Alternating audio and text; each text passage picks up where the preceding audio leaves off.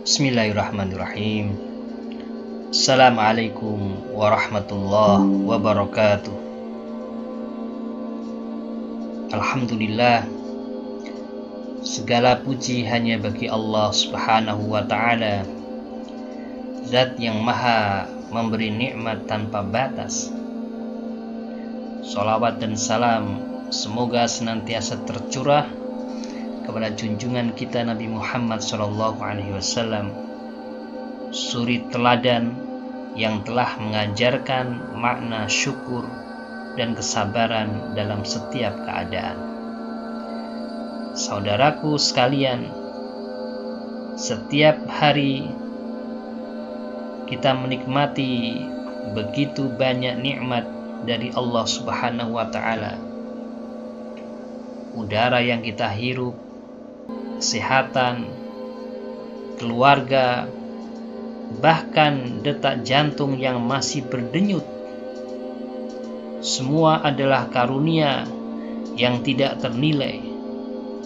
Allah Subhanahu wa ta'ala berfirman dalam surat An-Nahl ayat 53, "Wa ma bikum min ni'matin faminallah."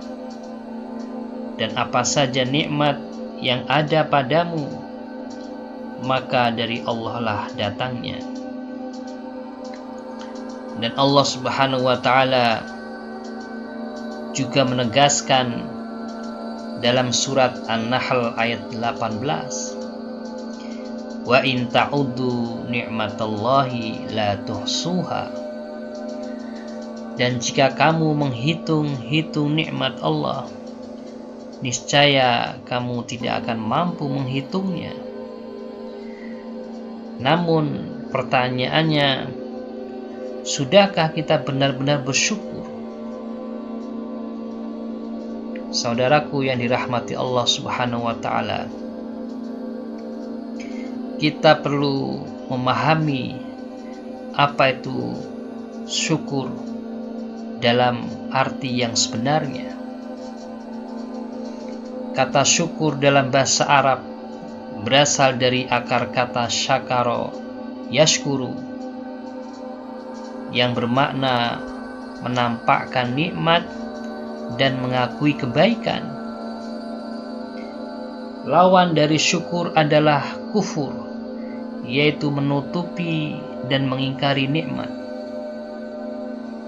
Para ulama mendefinisikan syukur sebagai pengakuan atas nikmat Allah Subhanahu wa ta'ala dengan hati, pengakuan atas nikmat Allah dengan lisan, dan juga dengan amal perbuatan. Ibnu Qudamah rahimahullahu ta'ala dalam Minhajul Qasidin berkata, syukur adalah dengan hati, lisan, dan anggota badan. Hati mengakui nikmat, lisan memuji Allah Subhanahu wa ta'ala, dan anggota badan menggunakan nikmat itu untuk taat kepadanya. Artinya syukur bukan sekedar ucapan alhamdulillah, tetapi juga kesadaran mendalam untuk menggunakan nikmat itu di jalan yang diridhai Allah Subhanahu wa ta'ala. Saudaraku yang dirahmati Allah Subhanahu wa ta'ala, ketahuilah bahwa ujian dalam kehidupan kita bisa berupa kenikmatan dan juga bisa berupa musibah. Banyak orang hanya menganggap ujian itu datang dalam bentuk kesulitan, padahal kelapangan hidup dan rezeki yang melimpah itu pun adalah ujian. Allah Subhanahu wa ta'ala berfirman dalam surat Al-Anbiya ayat 35, "Wa nabluukum bisyarri wal khairi fitnah." Kami menguji kamu dengan keburukan dan kebaikan sebagai fitnah, sebagai ujian. Mengenai surat ini, Ibnu Abbas radhiyallahu taala anhuma menjelaskan bahwa ujian dengan kebaikan artinya seseorang diuji dengan kekayaan, seseorang diuji dengan kesehatan, seseorang diuji dengan kesenangan.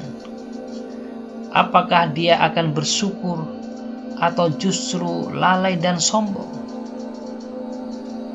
Bahkan Nabi Sulaiman alaihissalam jika diberi kekuasaan yang besar berkata,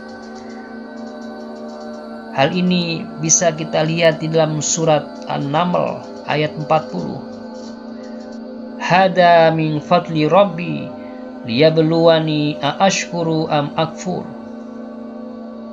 Ini adalah karunia dari Rabbku untuk mengujiku apakah aku bersyukur atau kufur.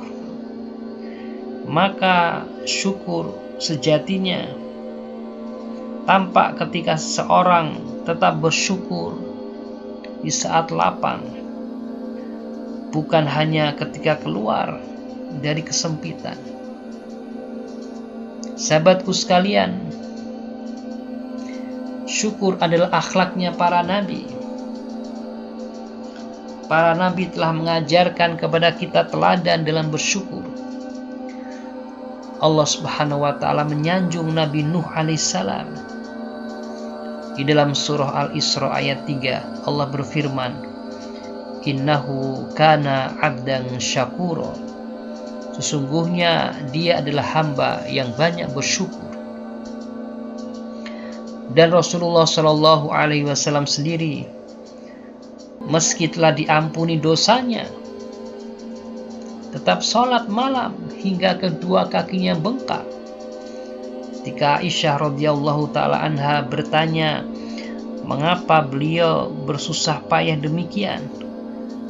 Rasul mengatakan, afala akunu abdan syakura. Tidakkah pantas aku menjadi hamba yang bersyukur? Hadis riwayat Bukhari dan Muslim. Inilah bentuk syukur yang sejati. Inilah bentuk syukur yang sebenarnya. Syukur itu bukan sekedar ucapan, tetapi penghambaan total kepada Allah Subhanahu wa taala. Sahabatku sekalian, ada dua tiang agama yang perlu kita pahami, yaitu syukur dan zikir. Ibnul Qayyim al-Jauziyah berkata dalam Al-Fawaid, agama ini dibangun di atas dua landasan, zikir dan syukur. Kemudian beliau menukil firman Allah Subhanahu wa taala dalam surat Al-Baqarah ayat 153, "Fazkuruni azkurkum washkuruli wala takfurun." Yang artinya, ingatlah kepadaku, niscaya aku akan mengingat kalian. Bersyukurlah kepadaku, dan janganlah kalian kufur. Bahkan Nabi Muhammad SAW mengajarkan doa agung, doa yang sangat agung kepada Mu'adz bin Jabal radhiyallahu ta'ala an. Allahumma a'ini ala zikrika wa syukrika wa husni ibadatik. Yang artinya, ya Allah, tolonglah aku agar selalu mengingatmu, bersyukur kepadamu, dan memperbagus amalan ibadahku kepadamu. Maka zikir menghidupkan hati, syukur menenangkan jiwa. Bila keduanya menyatu, bila zikir dan syukur menyatu dalam diri seorang mukmin, ia akan hidup dengan penuh keberkahan meski dalam keterbatasan. Saudaraku sekalian yang dirahmati Allah Subhanahu wa taala, ketahuilah bahwa syukur tidak hanya menambah nikmat, tetapi syukur juga akan membawa pada ketenangan dan kebahagiaan batin.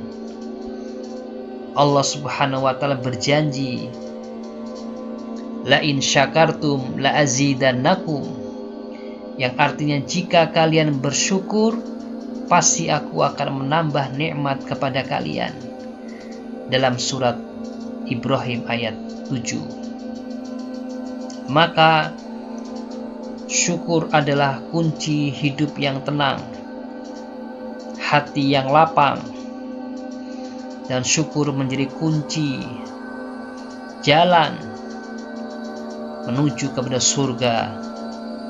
Maka marilah kita jadikan syukur bukan hanya sekedar ucapan, tidak hanya berhenti pada ucapan, tetapi syukur kita jadikan sebagai jalan hidup agar Allah Subhanahu wa taala menambahkan nikmat, menjaga hati, dan menuntun kita menuju ridhonya. Wassalamualaikum warahmatullahi wabarakatuh.